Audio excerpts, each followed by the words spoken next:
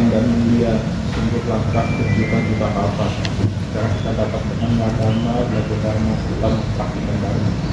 Semoga kita mengerti makna tata gata yang sebenarnya.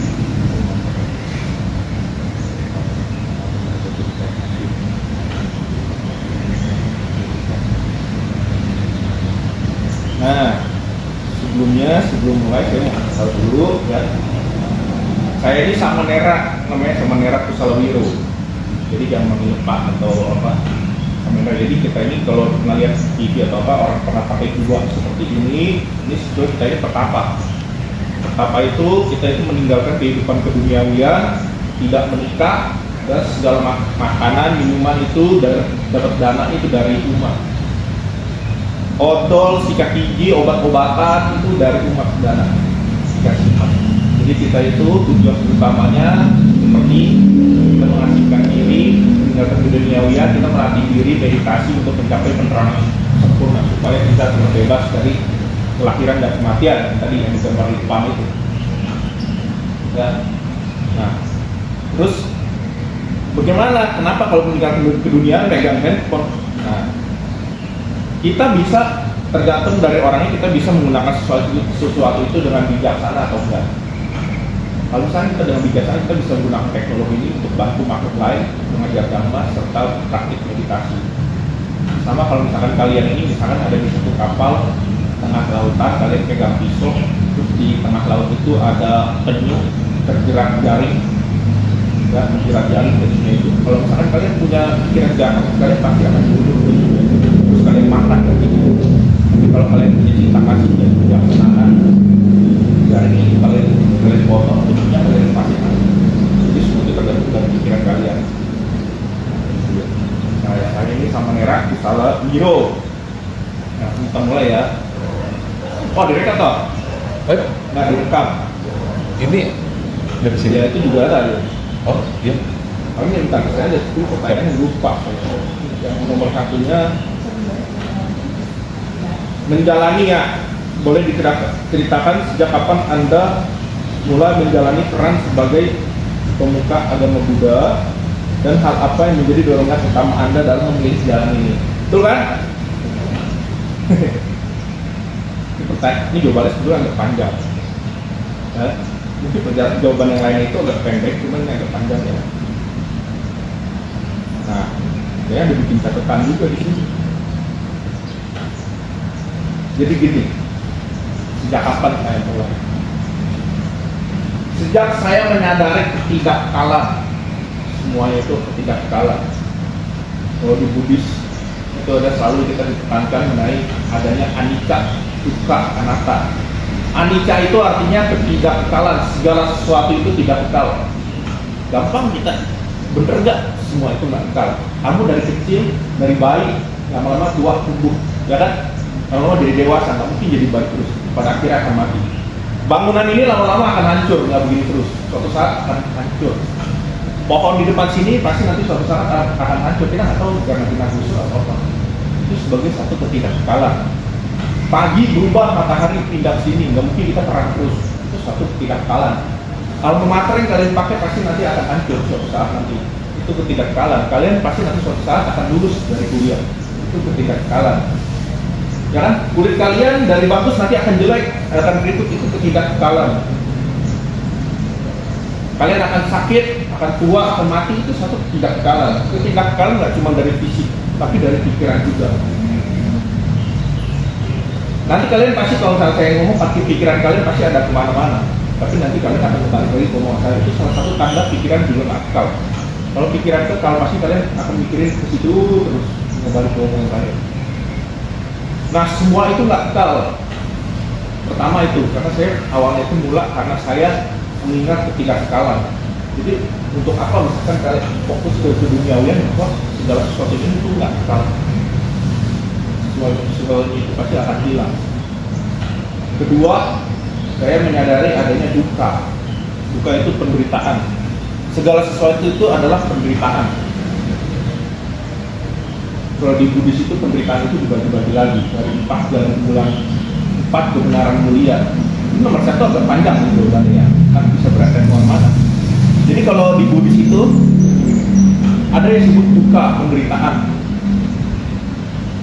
Nah, dari 4 kebenaran mulia, Buddha itu mengatakan ada kebenaran 4. Ada 4 kebenaran mulia. Yang pertama itu adalah duka. Semua itu adalah penderitaan, adanya penderitaan. Apa aja itu penderitaan? Nah, itu dijabarin lagi. Yang dimaksud penderitaan apa? Lahir adalah penderitaan. Kamu pas lahir pasti kalau nggak nangis, pantatnya udah ditepak-tepak sama dokter biar nangis. Itu satu penderitaan. Bahkan dikatakan masih di dalam janin pun, ketika orang tua kita makan dingin, kita tuh berasa dingin sekali. Orang tua kita merasa panas, itu berasa seperti terbakar. Itu satu penderitaan. Lahir penderitaan, tua penderitaan. Nanti kalian tua langsung berasa kakinya udah sakit naik tangga, itu satu penderitaan. Mau jalan kemana itu udah rasanya ditarik. Itu satu penderitaan. Nanti kamu ketemu lagi sakit, ya kan? Udah sakit, sakitan, entah kena apa, masuk penderitaan. Akhirnya mati itu termasuk penderitaan. Itu penderitaan apalagi yang dibagi penderitaan. Bertemu dengan orang yang kita benci itu satu penderitaan. Kalian pasti selama hidup pasti pernah ketemu orang yang kalian senangi. Meskipun termasuk dari keluarga ataupun dari teman-teman kalian nggak suka, pasti kalian merasa menderita karena kalian benci sama dia. Termasuk penderitaan. Betul kan? Ada nggak kalian nggak suka sama teman kalian malah senang? Tapi pasti sebel. Ya lah, sama nafik lah. Pas mungkin kita happy gitu, ketemu orang yang kita nggak sukai, satu penderitaan. Justru apa? Berpisah dengan orang yang dicintai itu termasuk penderitaan. Kalian misalkan punya pacar kalian itu sama kalian pasti sedih, itu penderitaan. Mencintai siapa? Kalian suka sama orang tua kalian meninggal, kalian sedih, itu termasuk penderitaan. Kalian misalkan sayang sama nenek kalian meninggal, itu penderitaan. Kalian suka sama siapa? Misalkan sama kampung halaman kalian, kamu berpisah pindah ke sini, kangen sama itu termasuk penderitaan. Pengen punya sesuatu tapi kalian nggak bisa dapetin, itu penderitaan. Kalian pengen punya ROG, misalkan laptop ROG nggak bisa dapet, itu penderitaan. Ya kan? Kalian mau misalkan pengen mouse, punya keyboard atau laptop apa, kalian nggak bisa dapetin, itu penderitaan. Pengen punya handphone sesuatu apa nggak bisa kalian dapetin, penderitaan. Karena kalian pasti mikirin terus. Kalian gelisah, itu masih penderitaan. Ratapan, kesedihan, perasaan sedih, itu semua penderitaan. Jadi di kehidupan ini semua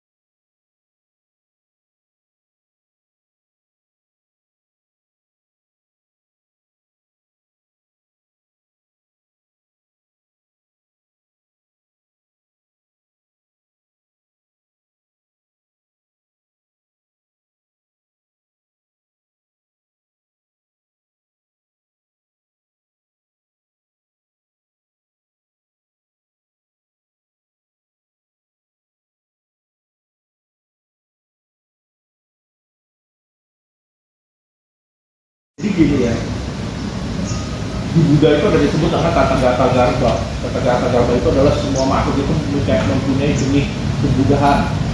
Buddha itu artinya orang yang tersadarkan. Jadi semua makhluk itu dikatakan punya benih kebudahan. Jadi siapapun itu bisa mencapai kebudahan. Meskipun orang kalau misalkan dia sekarang itu disebut apa? Meskipun bukan Buddhis bisa mencapai kebudahan. Bisa mencapai jadi Buddha, mencapai secara sempurna, bisa punya psikiat meskipun non Buddhis. Nah, di tata garba itu semua makhluk itu punya benih kebudayaan. Contohnya di mana? Kalau misalkan dibilang takdir, ya. Kalau takdir itu orang itu sudah ditentukan akan seperti apa. Jadi mau dia melatih diri. Misalkan kamu bisa namanya? Hah? Alia. Misalkan Alia sudah ditakdirkan untuk seperti apa? Misalkan orangnya harus seperti ini. Mau sebagaimanapun Alia melatih diri, batinnya itu tidak akan berkembang karena sudah takdir. Tapi kalau di Buddhis itu ada namanya tata garba, semua makhluk itu punya benih kebudayaan. Dan ini ada contohnya, semakin kita melatih diri, kita pasti akan ada perkembangan batin. Gampang contoh, kalian kalau misalkan masih kecil suka sayang binatang, suka kasih makan kucing, ya gampang kasih makan kucing, kasih makan burung, menyelamatkan semut, itu satu cinta kasih akan bertumbuh terus. Kalau kita sering melatih itu, kalau kalian sekarang pasti melihat ada orang susah, kalian pengen bantu. Dan ada kakek-kakek ngambil sampah di pinggir jalan, kalian mau kasih air minum. Itu satu perkembangan cinta kasih yang bertumbuh. Nanti kalau misalkan udah berkembang lagi, kalian melatih, sudah membantu manusia, menolong manusia, cinta kasih yang berkembang. Nanti bukan manusia lagi yang kalian bantu, tapi makhluk yang nggak kelihatan kalian juga mau sebarkan cinta kasih. Makhluk yang menderita. Seperti setan lapar, kalian mau membantu mereka, kita melakukan pelimpahan jasa supaya mereka bisa makan. Kita membantu mereka. Karena cinta kasih itu satu perkembangan batin yang tumbuh. Konsentrasi pun juga seperti itu, etika moral itu juga termasuk. Mungkin kalian dulu misalkan si Alia ini mungkin dulu suka ngebunuhin semut, misalkan, atau ngebunuhin nyamuk, atau misalkan suka berkata kasar atau berbuat kasar. Nah, tapi karena dia suka melatih diri, dia mau menghindari itu pelan-pelan. Nanti makin lama etika sila dia makin menaik. Nanti lama-lama dia nggak mau mengambil barang yang dicuri, lalu mengambil barang apa yang bukan milik dia mau menghindari itu. Dia menghindari ucapan kasar. Kalau kita itu ada disebut dengan dasar salah kata, 10 perbuatan yang akan menghancurkan batin kita dari ucapan, perbuatan ataupun dari pikiran. Keserakahan, kejahatan, pada pandangan salah, perbuatan itu dari membunuh, perbuatan asusila, mengambil barang yang tidak diberikan. Dari ucapan itu ada berkata kasar, berbohong, memecah belah, ngomong gosip. Nah, dari mental itu pandangan salah, keserakahan, sama ada kebencian. Mungkin ya batinnya lama-lama berkembang, silanya akan berkembang. Itu salah satu tindak baik. Pasti kalian, saya yakin deh, kalian sendiri pasti ada satu batin kalian yang berubah dari kalian itu. Mungkin dulu kalian pernah lakuin ini, tapi pas sekarang itu kalian punya kebijaksanaan, kalian nggak bakal lakuin itu lagi. Pasti ada, tapi kan saya nggak tahu semua orang itu punya sifat sendiri-sendiri. Itu salah satu perubahan batin. Ada perkembangan di mana semua orang itu bisa mencapai kebudahan. Kalau namanya takdir, kalian mau latih diri sebagaimana pun nggak berkembang namanya takdir. Itu kayak gitu. Nah, saya merasa cinta kasih mulai bertambah, meningkat. Ketiga yang terakhir itu adalah konsentrasi meditasi mulai lama berkembang. Karena kita sering melatih meditasi lama-lama berkembang ya, meskipun masih ada gangguan, itu wajar karena pikiran itu, sangkara itu selalu tinggal. Jadi di manusia itu ada yang disebut tubuh kita ini itu terdiri dari pancaskanda. Pancaskanda itu dari rupa, wedana, winyana. Rupa, wedana, sanya, sangkara, winyana. Rupa itu kita disebut manusia itu punya 5 indriawi ya. Penciuman, mata, mulut, pengecap, pendengar, telinga, perasaan, ini 5. Kalau di Buddhis itu ada 6 indriawinya. Satu lagi apa? Pikiran. Itu rupa, itu ada wedana itu perasaan, senang nggak senang biasa aja. Kamu suka sama satu cowok, itu satu perasaan, itu wedana. Kamu suka makanan, itu satu wedana, perasaan. Kamu benci sama orang yang kamu nggak suka, itu perasaan, wedana, kamu nggak suka. Sama ada kalau kalian minum air putih biasa-biasa, itu wedana. Ada lagi Sanya itu pengetahu, kalian tahu nih Ubin ini saya sama Nera itu tahu dia lampu ini, tahu dia di Hara ini IPA itu Sanya. Ada lagi namanya Sangkara itu bentuk pikiran. Ini sama Nera ngomongnya lama amat sih dari tadi. Nah itu Sangkara bentuk pikiran. Tapi kalau kalian berpikir seperti itu, setelah kalian fokus ke saya lagi, pikiran itu udah nggak ada kan? Itu salah satu pikiran itu nggak bisa. Sama terakhir lagi menyana mencari kesadaran, kalian sadar sekarang kalian mendengar saya lagi ngomong, kalian melihat saya, ini satu kesadaran menyana. Nah saya itu dari konsentrasi itu lama-lama berkembang, dia merasakan itu. Ya meskipun masih ada gangguan, pikiran masih maju mundur, masih ada pikiran apa, kita harus berfokus. Tapi konsentrasi saya merasa lebih bagus daripada saya sebelum di sama Nera. Nah itu. Nah, seperti kita dulu, lorot. Jadi sama Neranya kurang gemuk. Dulu saya gemuk. Kalau kita terakhir makan jam 12 siang, itu udah nggak makan lagi. Mati diri. Nomor tiga apa nih?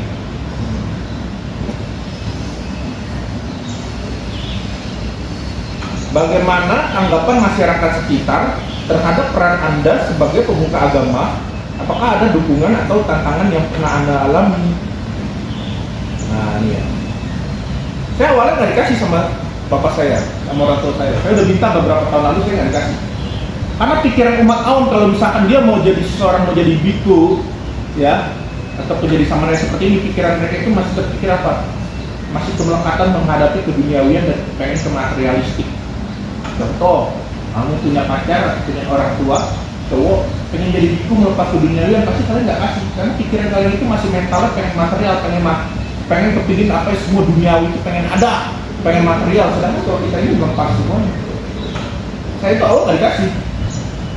Udah berapa tahun, tapi H-1 sebelum penabisan saya bilang ke orang, 1 tahun sebelumnya saya bilang ke orang tua saya, mau saya nggak dikasih, saya dikasih apa nggak dikasih, saya tetap pergi. Saya bilang, jangan halangi saya menuju jalan pencerahan. Bisa menakar menghalangi seseorang menuju jalan pencerahan. Itu saya dikasih. H-1 sebelum saya penabisan, saya namaskara dulu ke orang tua. Namaskara itu sujud ke orang tua. Saya sujud dulu, saya dikasih ke orang tua saya nangis. Nah pas penabisan dia datang lagi ngeliat saya, dia nangis. Cuman lama-lama sekarang udah nggak sih, nanti dia datang orang tua saya siang. Padahal sekarang udah biasa aja sih. Keluarga tetangga saya juga nggak kasih. Ngapain jadi biksu? Belum begitu. Orang mau jalanin menuju jalan pencerahan masa dihalangin? Bisa kena karma buruk loh. Kita kan mati diri. Ya kan? Kecuali kita membunuh apa? Ya kan? Ya. Kita bunuh ayam? Kan enggak. Bunuh manusia? Kan enggak. Menyolong? Enggak. Ya kan? Yang berbuat asusila? Kagak. Ya kan? Yang mabuk-mabukan kagak, merokok kagak. Sila 5 dari Pancasila itu kan nggak boleh. Umat awam pun juga, umat awam Buddhis pasti dikasih pegang 5 sila. Merokok itu nggak boleh karena bisa menyebabkan kecanduan, melemahnya kesadaran. Meditasi bagaimana kita pikiran kita pasti penuh dengan pengen merokok. Ini nggak bisa. Ini kan baik-baik aja. Makanya kadang saya suka bilang sama teman saya kalau udah punya anak, teman saya udah punya anak. Ya anaknya kalau udah gede aja gitu. Aduh jangan. Memang kita berbuat jahat apa? Aduh jangan. Nggak dikasih. Sama saudara saya, tante saya juga yakin loh. Yakin? Kenapa? Udah tekad mau udah kuat mah ya? Kalau saya udah tekad udah kuat. Kenapa nggak boleh? Jadi mereka tuh kebanyakan umat awam, pikiran otaknya itu masih pikiran material, pengen mendapatkan sesuatu. Sama ada kayak kalian pasti pengen laptop, pengen apa, itu kan termasuk, pengen iPhone apa, itu termasuk pikiran materialistik. Pengen rumah, pengen kaya, itu pengen keinginan duniawi. Tapi kalau misalnya kalian mati diri sungguh-sungguh, kalian menyadari, oh betul kata sama Nera, semua ini nggak kekal. Handphone kalian baru beli, susah. Semua ini nggak kekal. Punya rumah nanti susah. Butuh bayar pajak, bayar IMB, bayar tanah, belum bayar kebersihan, bayar listrik, bayar air. Tidak kekalan. Kan pikiran umat awam begitu, masih pengen ke dunia liar. pengen nikah, padahal suatu saat nanti tahu bisa aja kalian berantem sama suami kalian. Depan kalian bisa aja cinta-cintaan begitu. Nanti suatu saat cinta itu kan cuma berapa tahun doang. Sisanya nanti kebiasaan sifat aslinya baru keluar. Iya. Emang saya belum pernah pacaran? Saya belum pernah pacaran. Saya tahu sifat orang itu kok muncul itu ketika udah pacaran. Apalagi pas udah nikah itu baru tahu sifat aslinya. Kalau masih ketemu-ketemu gitu mah, masih suka-suka mah, masih munafik lah, ibaratnya lah. Gak kawan, iya. Nanti kalau udah gitu, kita putus menderita, nggak kita sedih. Itu satu, berpisah dengan orang dicintai adalah penderitaan, duka. Dan itu kan pikiran duniawi, pikiran materialis. Kayak gitu. Nah, jadi makanya keluarga saya, tapi kakak saya mendukung. Karena dia lebih sudah, dia tahu lebih jalur keterangan seperti apa. Bebas. Tapi ada lagi yang paling penting itu, jadi kita di Buddhis itu ada 3 sebetulnya. Saya baca dari buku Tibetan itu ada 3. Yang paling bawah itu apa? Kalau belajar agama Buddha, seseorang belajar Buddhis, ada 3. Yang paling bawah, paling rendah itu cuma kepengen kehidupan datang itu jadi lebih baik, lebih cakep, lebih kaya. Belajar agama Buddha supaya itu, supaya kehidupan mungkin dia suka berdana, suka apa, supaya di kehidupan mendatang dia pengennya jadi terakhir sebagai orang kaya, punya mobil, punya muka cakep. Ini kan motivasi rendah. Motivasi menengah apa? Motivasi menengah dia sudah menyadari bahwa semua itu materialistik itu ketiga kekalan. Semua akan rusak, mati juga nggak kebawa. Dia sudah itu, makanya dia sekarang mau melatih diri untuk mencapai pencerahan, mencapai kesucian supaya dia terbebas dari kelahiran dan kematian. Dia belajar Buddhis untuk itu yang menengah. Yang paling tinggi apa? Ketika dia sudah mencapai kesucian, dia bukan kabur, tapi dia mau bantu makhluk lain juga supaya mencapai kesucian bersama-sama. Itu paling tinggi itu dalam Buddhis Satuan. Ya kan gitu. Kalian di rumah kalian kebakaran, ada bapak sama ibu kalian, rumah kalian kebakaran, apinya itu api samsara, api penderitaan, karena kalian akan terakhir terus. Di rumah kalian ada bapak sama ibu, bapak kalian kabur, tetap kebakaran, tapi mama kalian karena mendengar penuh cinta kasih, dia mau menyelamatkan anaknya juga keluar dari rumah itu. Dia lebih satu. Dia mau membantu makhluk lain juga untuk bekerja. Begitu. Nah itu, orang tua saya kalau gitu, tapi anak saya mendukung. Guru saya juga mendukung. Karena guru saya pertama Pracarya Wijiko dan Mepama dia bilang, orang yang kalau mau jadi samanera, mau jadi itu gitu, pasti H-1 pokoknya udah mau dapat pasti ada balik tangan gitu. Ada banyak tangan supaya ibarat tuh jangan jadilah ibarat gitu. Antri tangannya, karena menuju dalam pencerahan, marahnya itu nggak suka. Seperti Sakyamuni Buddha sebelum menjadi, pas sudah jadi sama Sang Buddha, ketika dia sudah mencapai pencerahan sempurna jadi Buddha, itu ada marah yang datang. Marah datang, udah Buddha lu paling liban aja dah, jangan ajar makhluk lain dah. Udah lu kan udah ini, nggak usah, susah, Dharma itu susah, makhluk tuh nggak bakal ngerti, ngapain ngajarin Dharma? Bilang ke Buddha gitu, udah lu paling liban aja, nggak usah ngajarin Dharma itu susah. Tapi karena cinta kasihnya besar sekali, jadi mau ngajarin Dharma supaya kita semua terbebas dari alam samsara semua. Kayak gitu. Nah, itu nomor 3. Nah, nomor 4. Ya, apakah ada pengalaman berkesan di mana ajaran yang Anda sampaikan membawa dampak positif bagi seseorang atau komunitas? Jika berkenan boleh diceritakan. Nah ini ya. Nah ini saya mau kasih tahu dulu. Ya. Ini sebetulnya bukan ajaran saya, tapi ini ajaran Sang Buddha. Saya cuma menyampaikan saja. Bukan ajaran saya, kalau saya ajaran saya masa yang bikin sendiri. Ya, itu ajaran Sang Buddha, itu dengan Dhamma. Nah, Tripitaka, kitab suci agama Buddha tuh gak cuma segini, tapi berlemari-lemari, mau baca sampai mati juga gak bakal kelar. Karena Buddha pergi kemana, ceramah, Buddha sampai kemana, ceramah gitu. Berlemari-lemari banyak sekali. Nanti saya itu cuma menyampaikan saja, bukan ajaran saya, tapi ajaran Buddha. Buddha itu sebagai kita itu bukan Tuhan, saya ingetin lagi, mungkin guru. Buddha itu guru. Kesipan gua, guru. Mengajar gitu. Nah, kalau misalnya setiap biku atau pemuka agama Buddha pasti selalu mengingatkan tentang hukum karma. jangan berbuat gini, kita bisa menahan yang buruk. Berbuat baik gitu. Berdana, mendengarkan dharma, itu karma baik. Ayo meditasi, mendengarkan dharma. 56 limpahan jasa setelah berbuat baik, ya, itu suatu karma baik. Limpahan jasa kepada semua makhluk, terutama yang menderita, itu kan selalu doakan. Nah itu juga kita untuk umat awam itu pegang Pancasila, dan mereka itu selalu melatih diri untuk melaksanakan itu.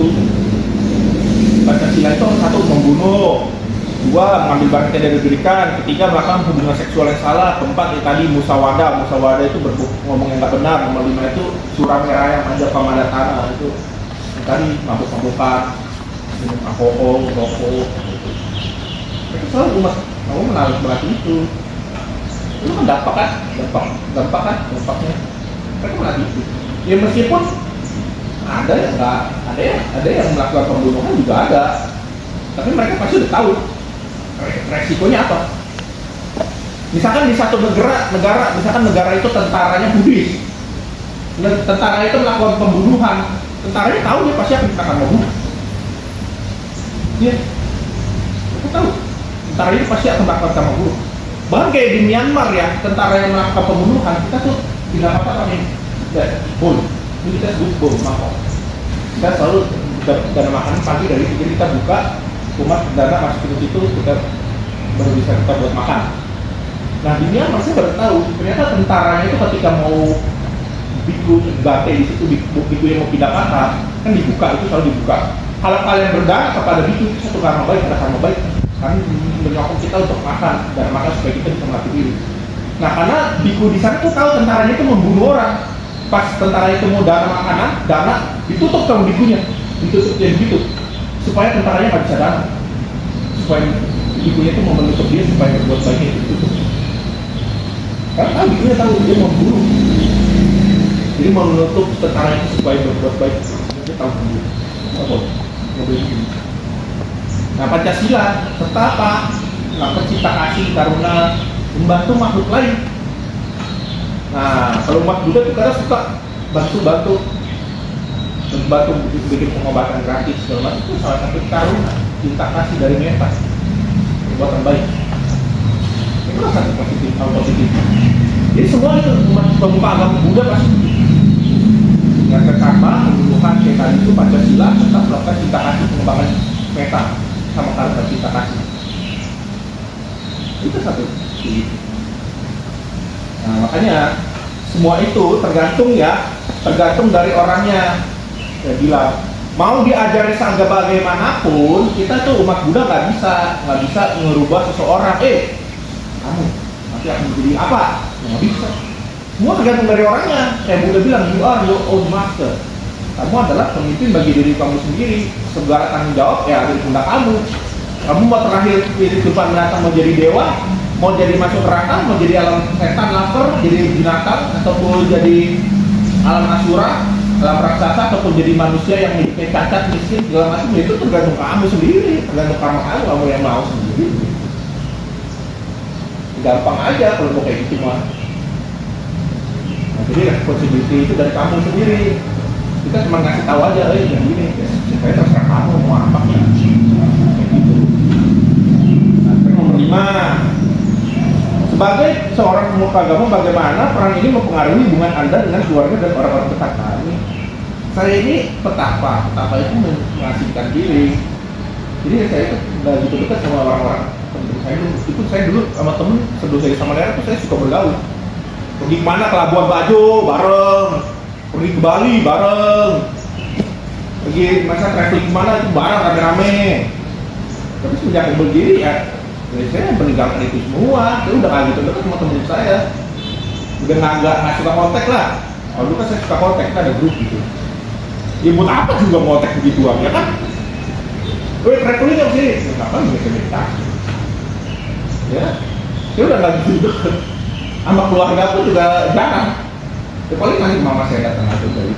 Ya namanya orang tua ya wajar lah, orang tua dari ibu ke anak kayak gimana sih lah. Gitu ya. Sisanya udah nggak pernah. Jadi nomor 5 susah dijawab juga karena saya udah nggak kontak karena pertama itu udah ngasihkan diri meditasi, belajar dharma. Gitu. Ya di sini umat juga pada pulang. Dikira rame kan enggak. Di wihara tuh begini sepi. Habis dana makan pulang semua bubar sepi, nggak ada siapa-siapa. Emang ngomong-ngomong gitu aja orang meditasi, kita melatih diri kan. Begitu. Itu kenapa tuh bukan ngobrol-ngobrol sama umat gitu. Gimana cara mendapatkan sesuatu? Nggak ada. Kita belajar agama Buddha tuh belajar melepaskan, bukan belajar untuk mendapatkan. Makanya cara mendapatkan, ada yang nanya cara dapetin duit gimana, cara mendapatkan cinta bagaimana? Ya salah nanya, itu mah motivator bukan ke kita. Karena kita itu belajar untuk melepaskan. Ya, barangkali kalau kalian punya pacar nanti itu udah juga kata sebenarnya ya belajar melepaskan. Nah itu supaya nggak menderita nanti kalau putus kan gitu. Karena kita belajar untuk melepaskan, bukan belajar untuk mendapatkan.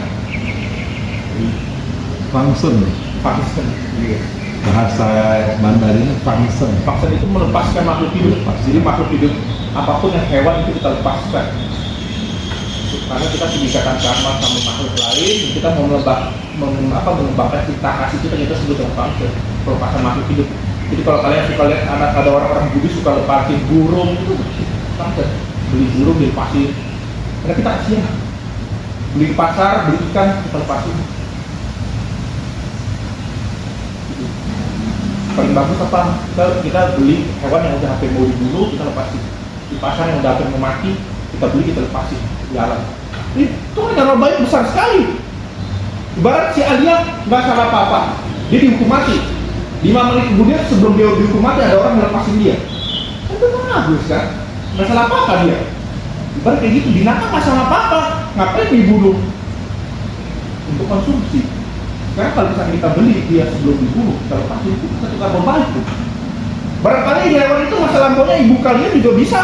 Kita nggak tahu ibunya pas kalian jadi binatang atau jadi apa, kita nggak tahu. Namanya ibu kan selalu punya kasih sayang kepada anak, ya kan? Makanya kita nggak boleh ngomong kasar ke orang tua ataupun kepada ibu kita dengan niat jahat ataupun dengan kebencian. Kita ngomong ke ibu kita dengan niat jahat ataupun dengan kebencian bisa kena karma buruk besar sekali. Kita dikandung sama ibu kita 9 bulan, itu nggak resiko mati ibu kita.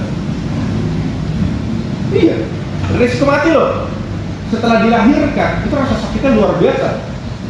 Ibu kita tuh rasa sakitnya luar biasa, meskipun disesar, nanti berapa lama kemudian bisa sakit.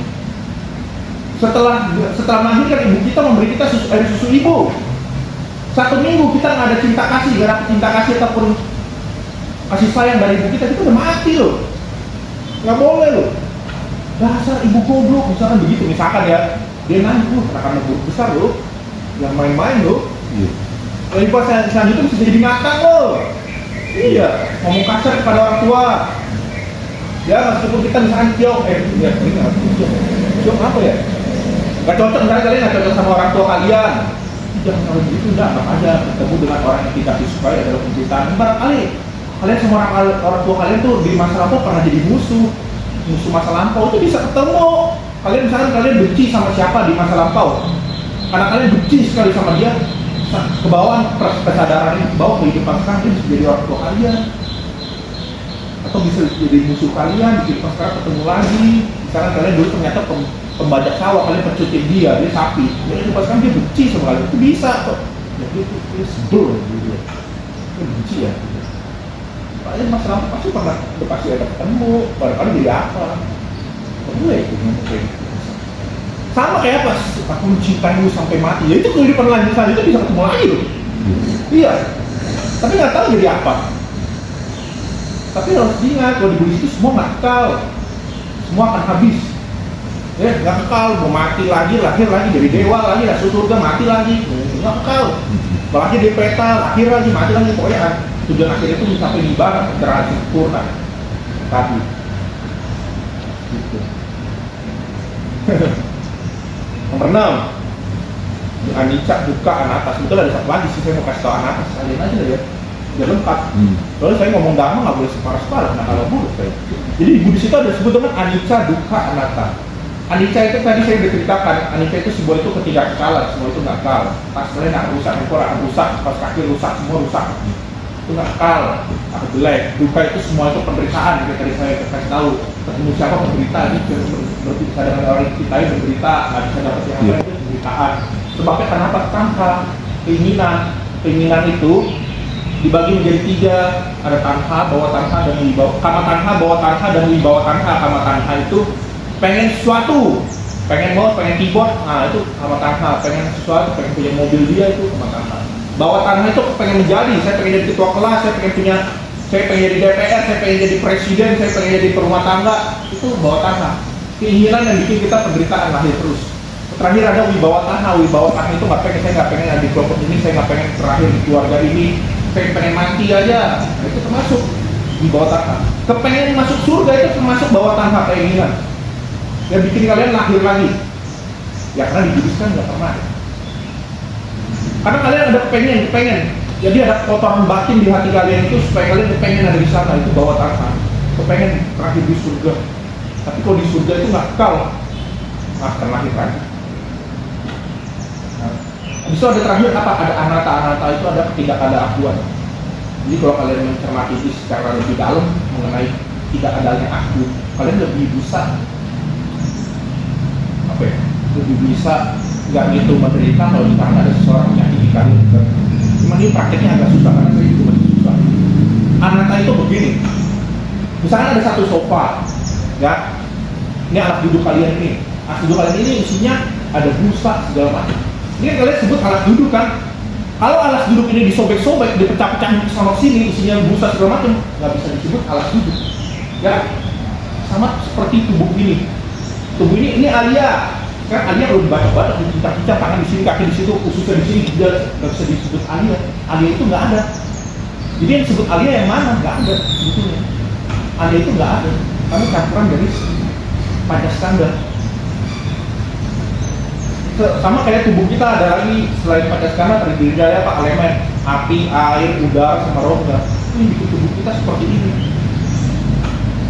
Nah, dia disebut dengan alia apa? Kalau misalnya di dalamnya ada atom itu tubuh kita nggak selalu begini aja. Tapi dalamnya kan ada dari atom, ada neuron segala macam. Nah, kalau dipecah nggak bisa disebut alia. Sebetulnya aku itu nggak ada sebetulnya. Ya gitu. Sama dengan bentuk-bentuk pikiran, saya benci sama seorang. Pikiran benci itu karena apa? Karena ada ini dia menyakiti kita. Jadi ada faktor-faktor yang lain. Jadi makanya butuh kebencian itu nggak kekal. Susah lah ini lah berarti. Jadi sebetulnya aku itu ibarat anata itu nggak ada aku itu nggak ada. Aku itu nggak kekal. Aku itu nggak kekal. Oh, ntar kalau misalkan terluka berdarah, oh ini adalah penderitaan. Wajar. Nah, aku itu nggak ada. Oh, aku bisa berdarah ini karena apa? Karena ada faktor lain. Mungkin kurang ini karena nggak waspada, taruh garis di sini, adanya dari kulit ini adanya apa gitu. Itu bisa buka apa? Ada dia tidak ada akuan. Itu kan menggampang. Ini baru kulitnya aja. Apa itu? Terima kasih. Sedikit baca ini. Apa itu? Boleh dulu. Sedikit. Saya menonton analisis